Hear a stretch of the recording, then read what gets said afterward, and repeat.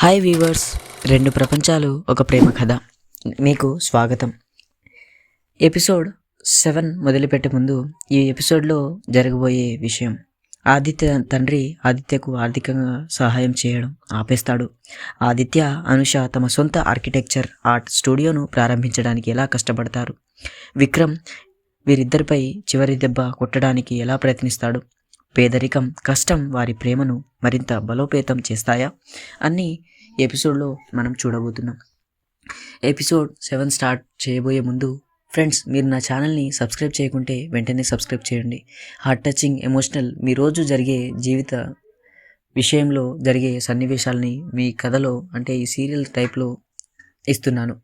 దయచేసి నన్ను సపోర్ట్ చేస్తారని కోరుకుంటూ ఎపిసోడ్ 7 స్టార్ట్ చేసేద్దాం. కొత్త అంశం, అలాగే కళాత్మక పోరాటం. పర్ఫెక్ట్ ప్రపంచం శూన్యం. ఆదిత్య తన తండ్రి రఘురామ్ ఆధిపత్యాన్ని ధక్కరించి బయటకొచ్చిన తర్వాత అతని జీవితం రాత్రికి రాత్రే తలకిందులయ్యింది. రఘురామ్ తన కొడుకును క్షమించలేక అతని అన్ని ఆర్థిక వనరులను నిలిపివేశాడు. ఆదిత్య ప్రపంచంలో మిగిలింది కేవలం ఒక లెదర్ సూట్ కేస్, అతని ఆర్కిటెక్చర్ సర్టిఫికేట్స్ మరియు అనుష పై అంతులేని ప్రేమ. ఆ రోజు రాత్రి ఇద్దరు కలిసి ఆదిత్య అపార్ట్మెంట్ నుంచి బయటకు వచ్చారు. ఆదిత్య ఒకప్పుడు నడిపిన లగ్జరీ స్టోర్స్ బైక్ ఇప్పుడు నిశ్చలంగా గేటు పక్కన ఉంది. ఆదిత్య తన చేయి పట్టుకొని ఇలా అంటాడు, ఆదిత్య, ఇదంతా నాకు కొత్తగా ఉంది. నిన్నటి వరకు ఈ బిల్డింగ్లోని ప్రతి అంగుళం నా పర్ఫెక్షన్. ఇప్పుడేమో నేను కేవలం ఒక సాధారణ అద్దెదారు కూడా కాదు. అనుష నవ్వుతూ ఇలా అంటుంది, అంటే మీరు ఒక సాధారణ మనిషి అయ్యారన్న మాట. సంతోషం. మీ పర్ఫెక్ట్ అపార్ట్మెంట్లో ఎప్పుడు లేని ఒక ఫీలింగ్ ఈ రాత్రి గాలిలో ఉంది. అది స్వేచ్ఛ ఆదిత్య గారు, అది ఆర్ట్, దాన్ని అనుభవించండి. వారు రూపకళ గ్యాలరీ వెనుక ఉన్న ఆర్టిస్టుల కోసం తాత్కాలికంగా ఉపయోగించే చిన్నపాటి గదికి చేరుకున్నారు. కొత్త ఆశ్రయం లభిస్తుంది. అస్తవ్యస్తమైన ప్రేమ గూడు. గది చిన్నది, అందులో పెయింట్స్ వాసన, చిరిగిన పోస్టర్లు, ఒక చిన్న పాతకాలపు బెడ్ ఉన్నాయి. పాత సీలింగ్ ఫ్యాన్ విచిత్రమైన శబ్దంతో తిరుగుతోంది. ఆదిత్య ఇలా అంటాడు విచిత్రంగా, ఈ ఫ్యాన్ శబ్దం విన్నారా? ఇది 75.3 డెసిబెల్స్ ఉంది. నా పర్ఫెక్ట్ బిల్డింగ్లలో 30 డెసిబెల్స్ కంటే ఎక్కువ ఉండకూడదు. ఇది నా నిద్రను నాశనం చేస్తుంది అని అంటాడు. అనుష కామెడీ డ్రామా వేస్తుంది. అనుష వెంటనే ఒక చిన్న నూనె సీసాతో ఫ్యాన్ పైకి ఎక్కింది. ఈ శబ్దం నా ఆర్ట్ ఆదిత్య గారు. ఇది మనకి బయట ప్రపంచం కష్టాలు గుర్తు చేస్తుంది. ఒక నిమిషం ఉండండి, నేను దీనిని నా ప్రేమ తైలంతో సరిచేస్తాను. ఆమె నవ్వుతో ఫ్యాన్కి నూనె పెట్టింది. శబ్దం తగ్గింది. అనుష ఇలా అంటుంది, చూసారా, కొద్దిగా ఆయిల్, కొద్దిగా ప్రేమ పర్ఫెక్షన్ కంటే బాగా పనిచేస్తుంది. ఆ రాత్రి వారిద్దరూ ఒక చిన్న మంచంపై పడుకున్నారు. లగ్జరీ మ్యాట్రెస్కు అలవాటు పడిన ఆదిత్యకు ఆ మంచం వణుకుతున్న అనుష వెచ్చదనం అతనికి అద్భుతమైన నిద్రను ఇచ్చింది. ఆదిత్య మెల్లగా ఇలా అంటాడు, అనుష, ఈ రోజు వరకు నేను కట్టిన భవనాలు చాలా ఉన్నాయి, కానీ నా హృదయం ఎప్పుడూ ఇంత సురక్షితంగా, ఇంత పర్ఫెక్ట్గా అనిపించలేదు. మీరు నా పక్కన ఉండటం, అది నా జీవితంలో అత్యంత విలువైన డిజైన్. అప్పుడు వాళ్ళ పోరాటం మొదలవుతుంది, ఆర్థిక స్తంభన. మరుసటి రోజు ఉదయం ఆదిత్య తన సొంతంగా డిజైన్స్పై అనుష ఇంకా ఆదిత్య అనే కంపెనీని ప్రారంభించాడు. వారి టేబుల్, చైర్, పెయింటింగ్స్ పక్కన ఉన్న ఒక చిన్న టేబుల్, అనుష తన ఆర్ట్ మెటీరియల్స్ పక్కన, ఆదిత్య తన డిజైన్ ల్యాప్టాప్తో కూర్చున్నాడు. ఆదిత్య పెద్ద కాంట్రాక్ట్ల కోసం ప్రయత్నించినా అన్నీ విఫలమయ్యాయి. రఘురామ్ గారు ఆదిత్య పేరు మార్కెట్లో బ్లాక్ అయ్యేలా చేశారు. ఎవరు ఆదిత్యకు పని ఇవ్వడానికి సాహసించలేదు. ఆదిత్య నిరాశగా ఇలా అంటాడు, అనుష, నాన్న నన్ను నగరంలో లేకుండా చేశారు. ఇది ఒక పర్ఫెక్ట్ ప్లాన్. నా ఆర్కిటెక్చర్ నైపుణ్యానికి ఇక్కడ విలువ లేకుండా పోయింది. బహుశా నేను నాన్న దగ్గర తిరిగి వెళ్ళాల్సిందేనేమో. కనీసం మీ కలనైనా కాపాడుకోవచ్చు అని అంటాడు. అనుష ఎమోషనల్గా, ఆవేశంగా, నో ఆదిత్య గారు, ఆ మాట అనకండి. మీరు తిరిగి వెళ్తే మీ ప్రేమ, నా ప్రేమ అన్నీ అబద్ధాలు అవుతాయి. ఆర్ట్ అంటే ఏమిటి? చీకటి నుంచి వెలుగును సృష్టించడం. మనం డబ్బు లేకుండా కేవలం మన క్రియేటివిటీతోనే గెలుద్దాం. పెద్ద డిజైన్ల కోసం చూడొద్దు, చిన్న డిజైన్లలో అద్భుతం సృష్టిద్దాం అని అంటుంది. అప్పుడు తొలి ప్రాజెక్ట్ మొదలవుతుంది. The first look cafe drama. Anusha తన స్నేహితురాలు నడుపుతున్న ఒక పాత చిన్న కేఫ్ను రెనోవేట్ చేసే కాంట్రాక్ట్ను తెచ్చింది.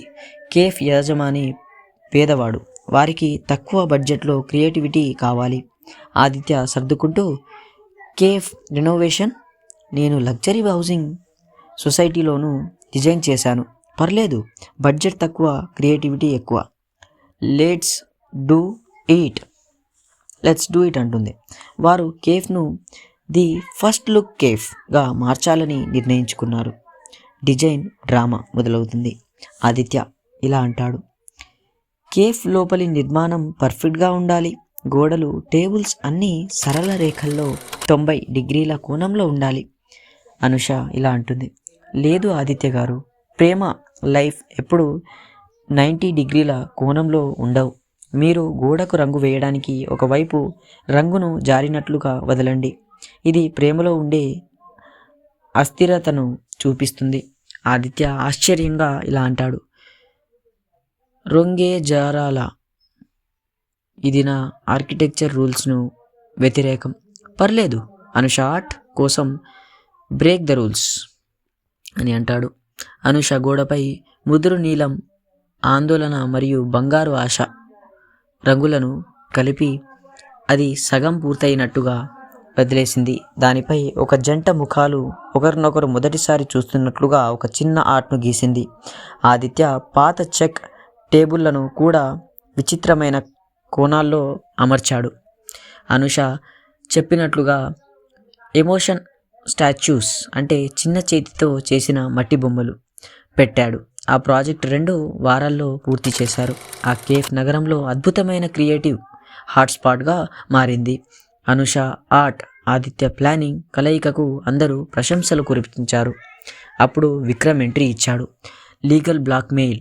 వారిని విజయాన్ని చూసి విక్రమ్ తట్టుకోలేకపోయాడు. అతను కేఫ్ యాజమాని కల్పించిన ఒక డెవలప్మెంట్ కంపెనీ ద్వారా కేఫ్ చుట్టూ ఉన్న స్థలాన్ని కొనుగోలు చేయడానికి ప్రయత్నించాడు. అది విఫలమైన తరువాత అతను తన చివరి అస్త్రంగా ఒక లీగల్ సమస్యను సృష్టించాడు. Vikram lawyer the first look cafe యాజమానిని ఒక నోటీసు పంపాడు. ఆ నోటీసులో కేఫ్ లోపలి మొదటి చూపు ఆర్ట్ తమ కంపెనీ యాజమాన్యంలో ఉన్న ఒక పాత ఆర్ట్ కాన్సెప్ట్ను కాపీ చేసిందని ఆరోపించారు. ఆదిత్య కోపంగా ఇలా అంటాడు, ఇది విక్రమ్, ఈ ఆర్ట్ కాన్సెప్ట్ పూర్తిగా అనుష క్రియేటివిటీ. ఇది ఎలా కాపీ అవుతుంది? అనుష భయంతో ఇలా అంటుంది, ఆదిత్య గారు, విక్రమ్ మా తండ్రి ఆర్ట్ను అమ్మేసినప్పుడు ఆ వేలం పత్రాలలో నా పాత ఆర్ట్ ఐడియాలు కూడా ఉన్నాయి. అంటే ఆర్ట్ ఐడియాలు కూడా తన చేతికి వెళ్ళాయి. బహుశా అతని వాటిని ఉపయోగించి ఉంటాడు. ఆదిత్యకు అర్థమైంది, విక్రమ్ కేవలం వారిని ఆర్థికంగా కాదు, వారి క్రియేటివిటీని కూడా చంపడానికి ప్రయత్నిస్తున్నాడు. ఆదిత్య హార్ట్ టచింగ్గా ఇలా అంటాడు, అనుష, మన ప్రేమ, మన క్రియేటివిటీ రెండూ నిజం. దీన్ని ఏ విక్రమ్ కూడా ఆపలేడు. మనం కలిసి పోరాడుదాం. ఈసారి నా పర్ఫెక్ట్ లాజిక్ను మీ ఆర్ట్ ఫైర్లతో కలుపుదాం. మన ఓడటానికి లేదు. ఆదిత్య అనుషను గట్టిగా కౌగిలించుకొని రేపటి యుద్ధానికి సిద్ధమయ్యారు. తన పర్ఫెక్షన్ ప్లాన్ని అనుష కళాత్మక ధైర్యాన్ని జోడించి విక్రమ్కి సరైన సమాధానం చెప్పాలని నిర్ణయించుకున్నాడు. అయితే ఇంతటితో ఈ ఎపిసోడ్ ముగుస్తుంది. నెక్స్ట్ ఎపిసోడ్లో విక్రమ్ సృష్టించిన కాపీరైట్ సమస్య ఆదిత్య అనుషల తొలి ప్రాజెక్టుకు పెనుముప్పుగా మారుతుందా? ఆదిత్య తండ్రి రఘురామ్ విక్రమ్తో కలిసి ఆదిత్యకు తెలియకుండానే ఒక ప్రమాదకరమైన డీల్ చేస్తాడా? ఈ లీగల్ పోరాటంలో ఆదిత్య అనుషలకు సాయం చేయడానికి నగరంలో ఒక ప్రముఖ రియల్ ఎస్టేట్ దిగ్గజం రంగంలోకి దిగుతాడు. వారి ప్రేమ బంధం విక్రమ్ కుట్రలను ఎలా భగ్నం చేస్తుంది, ఇవన్నీ మనం తర్వాత భాగంలో ఎపిసోడ్లో చూద్దాం. దీనికోసం వీరు వేచి ఉంటారని అనుకుంటున్నాను. సో ఫ్రెండ్స్, ఈ ఎపిసోడ్ నచ్చితే వెంటనే లైక్ చేసి షేర్ చేస్తారని, ఇంకా అందరితో సపోర్ట్ చేస్తారని కోరుకుంటూ మీ ప్రేమ తీరంలో ఎపిసోడ్ 8 కోసం వేచి ఉండండి. Thank you friends.